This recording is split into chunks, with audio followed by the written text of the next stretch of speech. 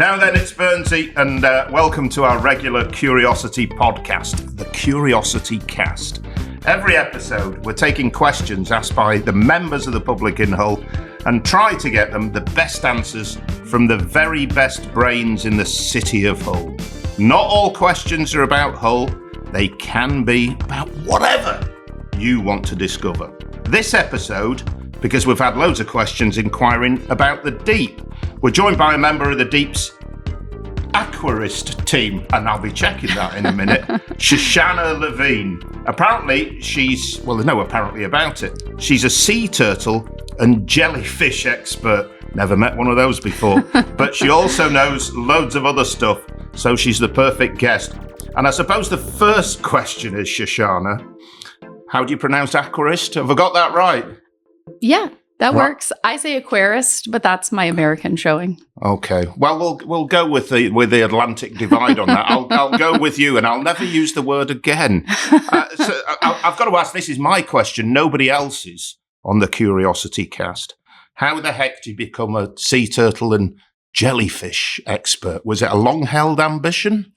You just get really lucky. Do you? It's a great job. And I'm just so lucky to get to work with jellyfish and sea turtles. So I just started as a normal aquarist, doing a little bit of everything. And because I showed an interest in those areas, I just focused more and more. And now those are the things that I get to do on a daily basis. Okay. So as a little girl, was that the ambition? No. So I always loved animals. But for some reason, I actually never considered that it could be a job, which now just blows my mind. How could I not have considered that? But so it wasn't until I graduated university and I was thinking, what am I going to do? And I always thought I would probably go on for more schooling. So I considered vet school, and I had a lot of the requirements because I had studied biology, but not all of the requirements because I hadn't been pre-vet. So I needed to take a few more classes, and I started volunteering, and I was still in the US at that time. So I started volunteering at the aquarium there, and then I loved it. And I thought, I'm never leaving. So I just never looked back, and here I am. No offense to vets, but it's much cooler to be a sea turtle and jellyfish expert. No offense to vets. We'll never get a vet on the Curiosity Cast. Right, let's get into it. We've got all sorts of questions coming in, Shoshana. So this is from Rosie in HU4, which is West Hull. Somebody will have counted them. How many fish live at the deep? So I actually can answer this question, maybe not exactly, but we have a record-keeping system. So we actually know how many fish and animals we have. So we probably have around 4,500 animals. Now that's all of the things at the deep. If we're talking fish, I'm going to guess a tiny bit, but it's probably about half of that.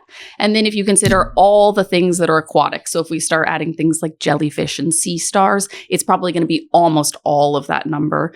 The rest of it will be made up from things like our amphibians. We have some insects, some snakes. So quite a few animals, mostly obviously aquatic as we're in an aquarium. We might come to the snakes later. So 4,500.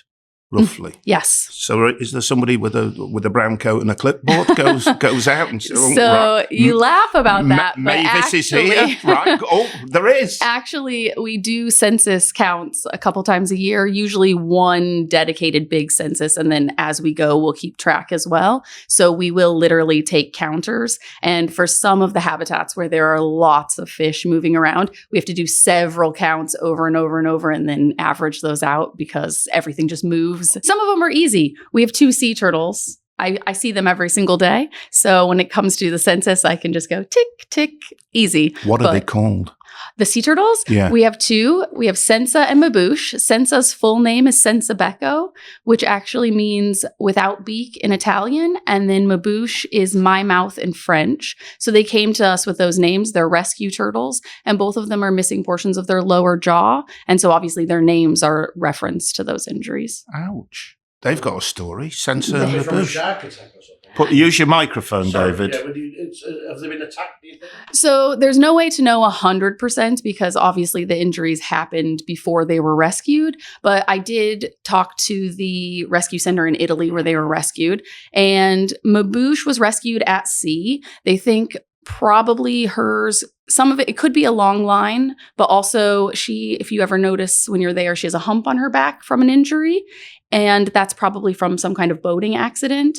And then Sensa, also possibly a long line net injury, but they believe because she was rescued on the shore that some of the injury might have also been from the stranding itself. So obviously if a turtle's incapacitated and the water brings them up on the shore, they can crash against rocks and things like that. And that can often cause injuries. I don't know about anybody else, but I'm feeling the love for Sensa and Labouche on the CuriosityCast. I'm sending them my love. I hope you are. Here's one from Chloe at Hessel High School, which is, I think, where my son's noisy, smelling, expensive all went.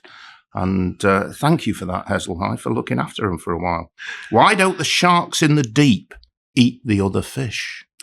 Oh, well, that's quite a question. So this is something that we have to think about and try to minimize across all of our habitats, not just sharks. So when we make decisions about animals we're going to keep together, there's so many things that we have to consider. So the numbers of animals we're putting together, the types of animals we're putting together, where they might stay in the habitat. For example, if you have two fish that might stay in the middle of the water column, you might not want to do that. But if you have one that's in the middle of the water column and one that's a bottom dweller, then perhaps that's okay. You have to think about if the habitat is right. And part of that is if there's enough hiding places and stuff for the animals. And then one of the biggest things is feeding. So obviously we have to make sure everything is very well fed. So that plays a role. We've got questions coming on that. Yeah. And so for the sharks in particular, it's important to remember that they're sort of an ancient creature. It takes a lot of energy to expend to hunt. They're not just going to be hunting for fun.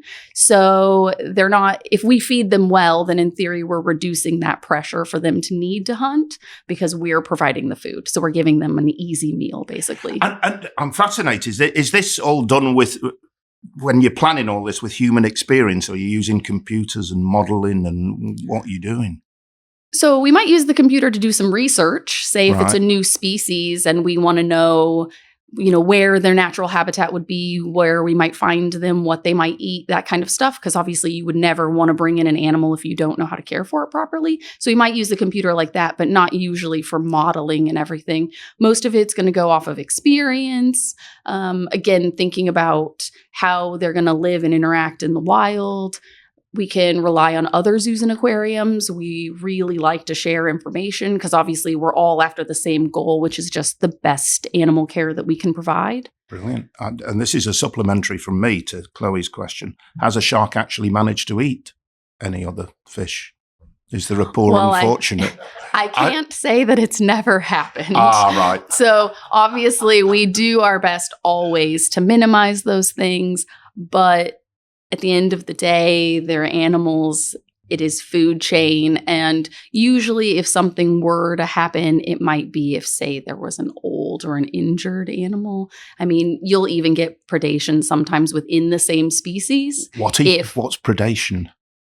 Like eating another fish. All right. Like okay.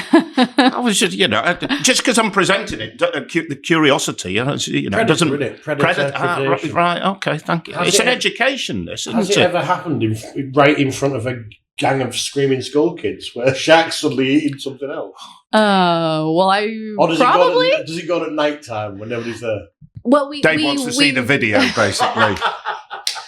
There could be some videos out there. We have had it happen during the day.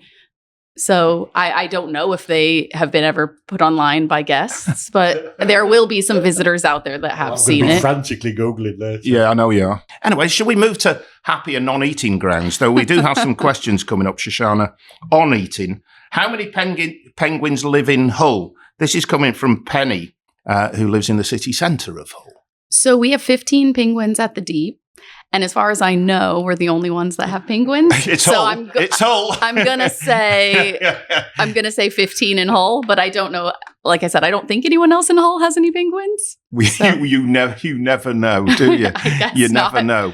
And Dave's got a question. No, there used to be a zoo in Hull. Down Springbank. Which is why the pub is called the Polar Bear and the old zoological. And the Botanic. And the Botanic Gardens, yeah. Right. So I don't know if they had penguins though. They certainly had a polar bear, didn't they? So Wow. Did you not know that? No. Oh, I'm learning something new. We've got one up on the expert.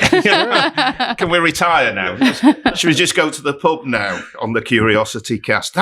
And we'd have to go to the polar bear of the old zoological. So you've got 15 penguins. Yes. Right, I'm going to test you. Can you name? Have they all got names? They do all have names, And except for our newest chick. So the chick, we have a chick right now. Can we have a competition to name the chick?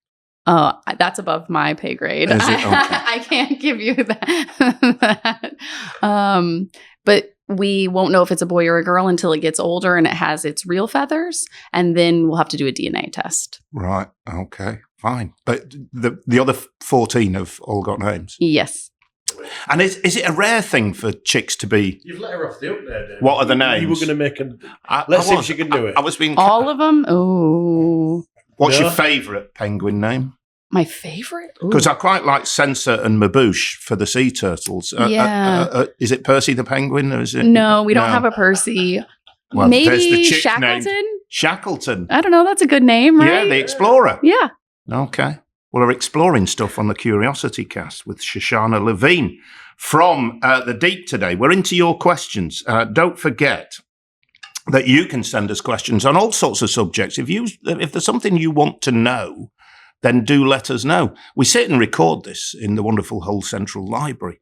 And so we can find out anything from experts, from librarians. If you've got a question, message us at www.curiosityhull.co.uk or find Curiosity Hull on Twitter, Facebook, Instagram, TikTok, YouTube. Basically, we're everywhere. We're taking over the world, but in a nice way. This from Ollie in HU9.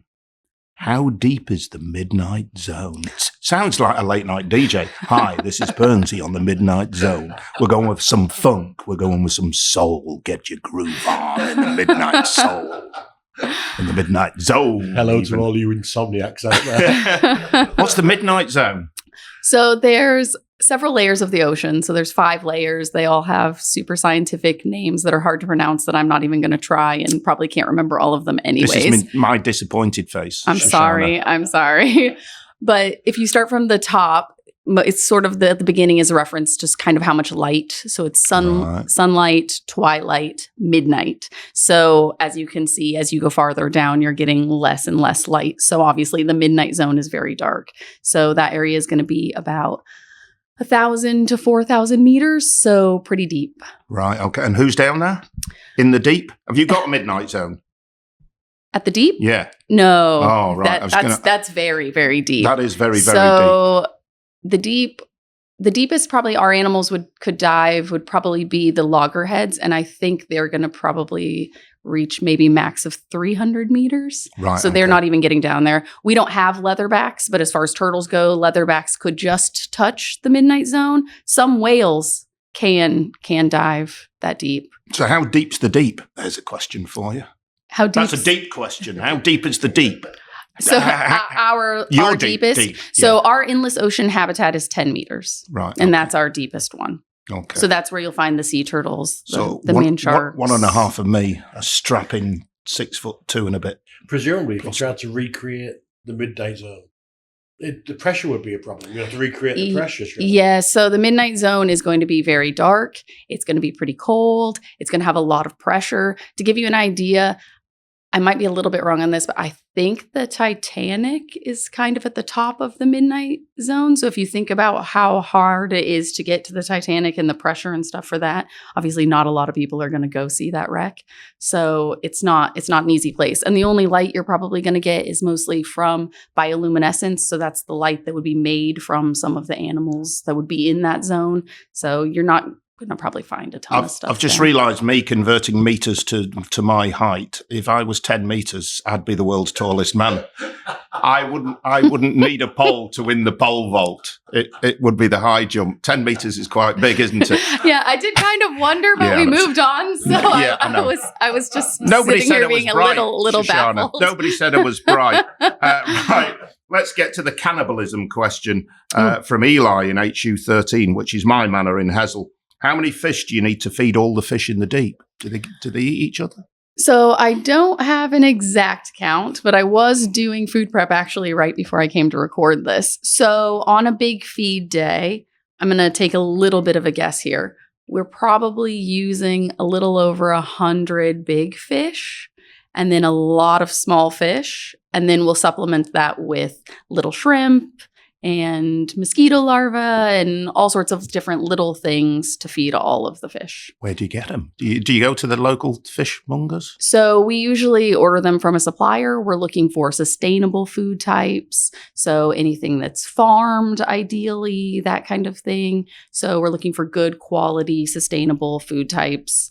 And then we'll get those in big batches, usually 1 to 2 pallets at a time that we store in the freezer. Before he jumps in, just looking at the pair of us, I want to know who's got the biggest appetite in the deep. Who's the biggest eater? Oh, good question. Without being specific on one particular, we don't want to name and shame. It's not that sort of podcast. Probably. So Endless Ocean, our main habitat where we have the sharks and the sawfish and the turtles and everything is going to take the bulk of the food, I would say. If I had to pick one eater, there are several that are very good eaters, but Senza, actually, we joke that she's like a dog. She wants to be in the middle of everything. She will eat any food type. She will eat as much as you will possibly give her. She would just eat and eat and eat if you let her. Okay. She's a big fan of food. So let's go to the Sensi rather than the censor of the Curiosity Cast. Dave, you've got a question? Yeah, I don't know if this is a daft question. It very possibly is. How do you make sure that everyone gets a bit of food? It's not all just dumped in and it's up to them. Good question. I think it's a good question. Can I retire now? I retire. No, it's a very good question. So we have a lot of different feeding strategies. So we do building feeds where someone will walk around and do small feeds for all the little exhibits and we watch. We also have target feeds, some of which in places where we have animals that are trained to come to a target, for example. And then we also do diving. So we have feeds that are done by our divers. And then all of that gets recorded again into our record keeping system so that we have a log of who's eating and what. So two of the main just sort of general ways would be the target feeds, like specifically to an animal, and then scatter feeds where you throw a bunch in and you just watch and sort of make sure everybody's going after it. It was a very good question. It was an excellent question. Now, I don't know what sort of brain you must have to wake up in the morning and think, I'm going to ask this of the Curiosity Cast. But I like the way Charlotte's brain operates. She's in the Avenues area of Hull because she wants to know, how many brains do octopuses have? That's a question, go on then. It's a good question, actually. It is, yeah. It has an interesting sort of answer. So I'm going to go with 1 brain. But I think the reason that she's asked this question is some people would say 9 brains. So there's 8 legs, 9 brains. There's 1 main brain. Right. And then they're referred to in different ways. Sometimes they're called auxiliary brains, sometimes mini brains, but each arm then has its own sort of brain-ish cluster, but it's not a real brain. So there's only 1 brain sort of controlling everything. Each one of those isn't a separate thing.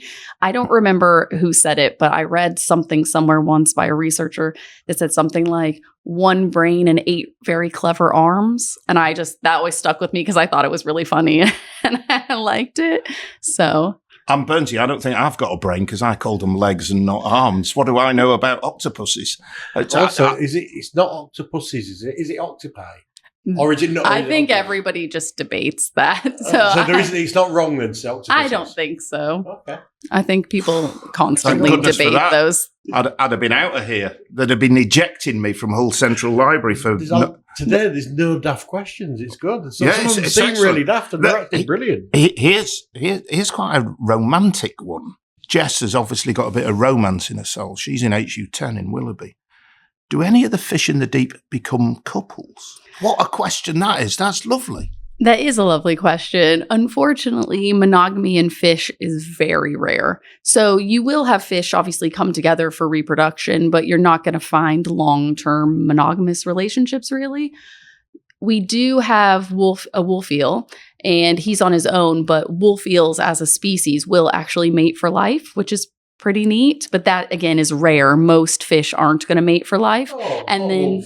Well, is the wolf eel singular? Is there another wolf eel in the deep that he or she's not discovered? We just have the one right now. We have a very old man wolf eel. That's heartbreaking. He just wants to sit in a lounger and watch the telly and read the paper, doesn't he? Really, can't be bothered with that romance. Can't be bothered with all the hassle of that romance. Can't you get an allotment for him or something like that? I'll look into it. The Octopus's Garden, or the Octopi's Garden. There we go. Ready?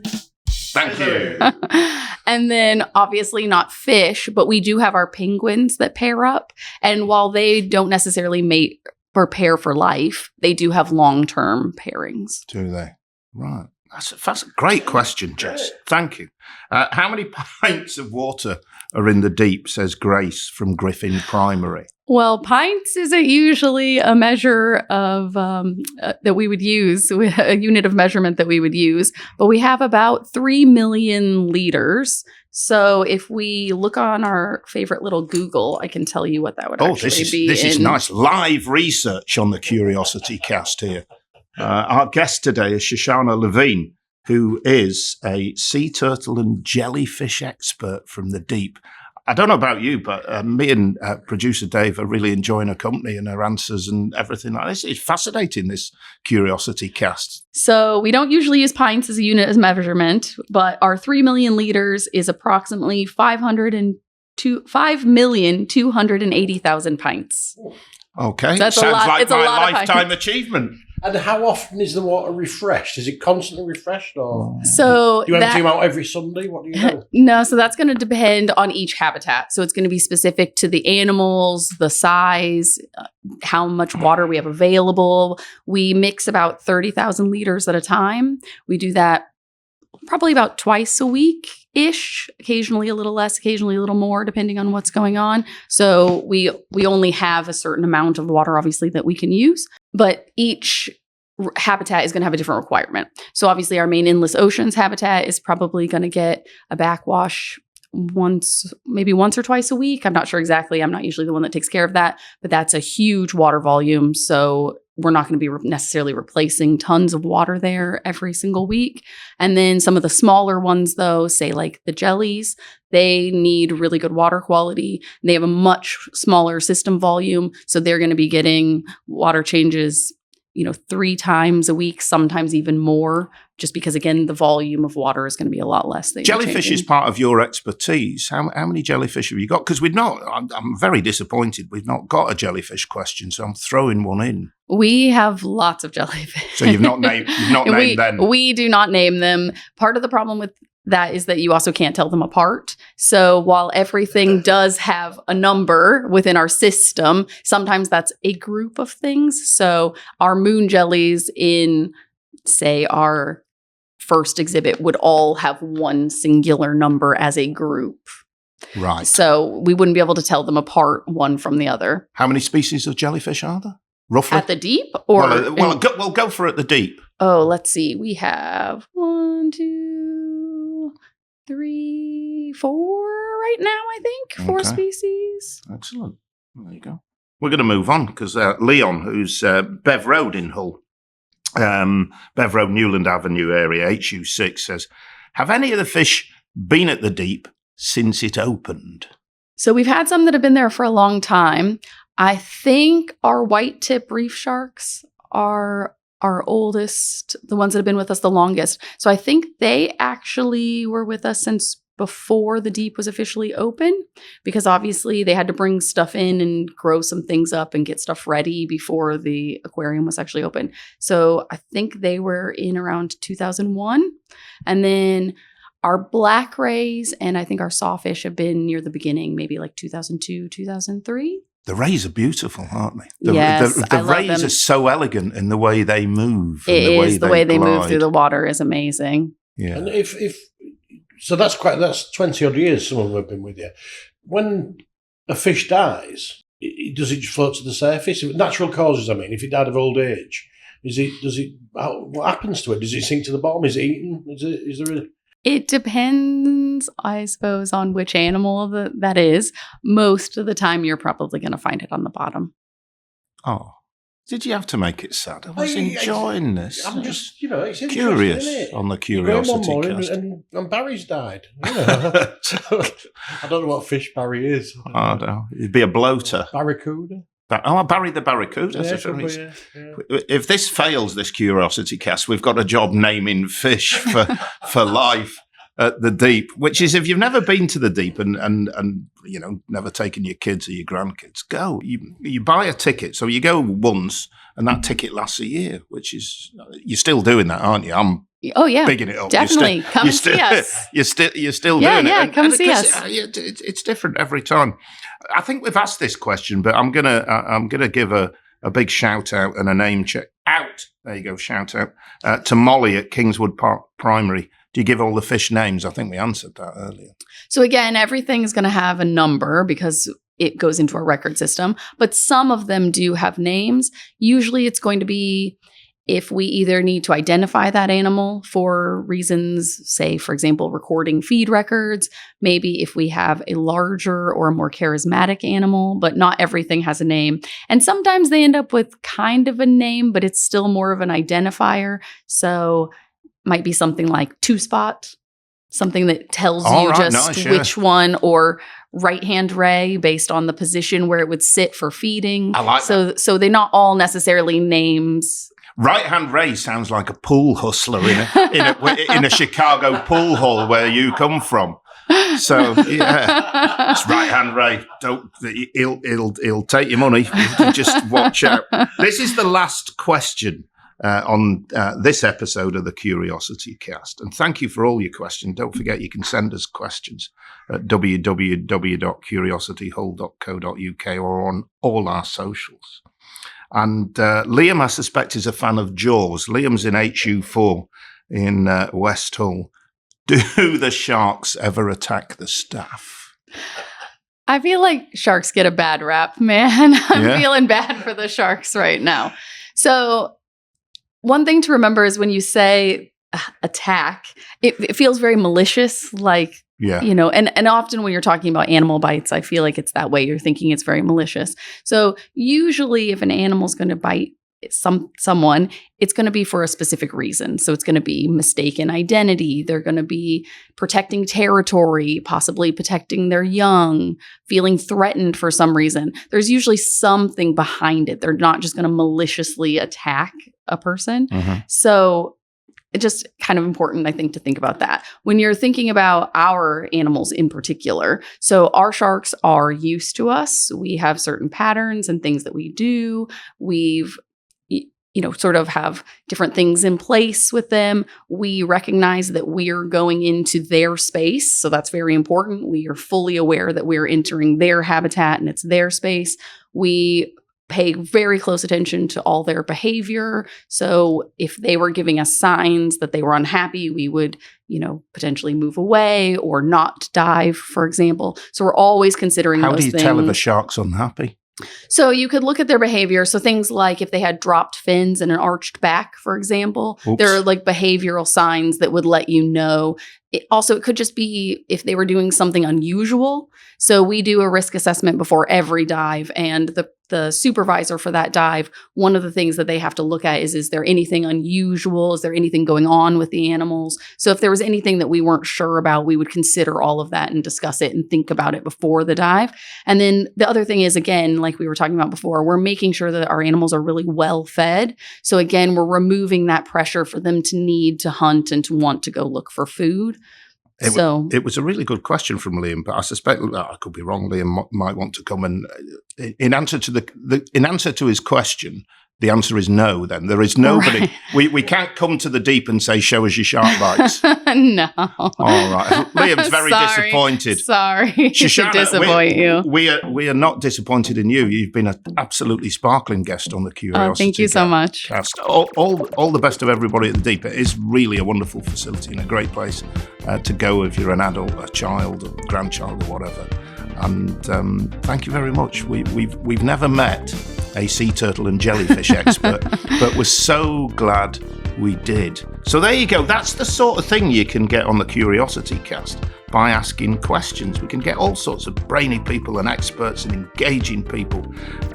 If you've got a question, you can seek answers on the Curiosity website, www.curiosityhull.co.uk, or follow and friend us.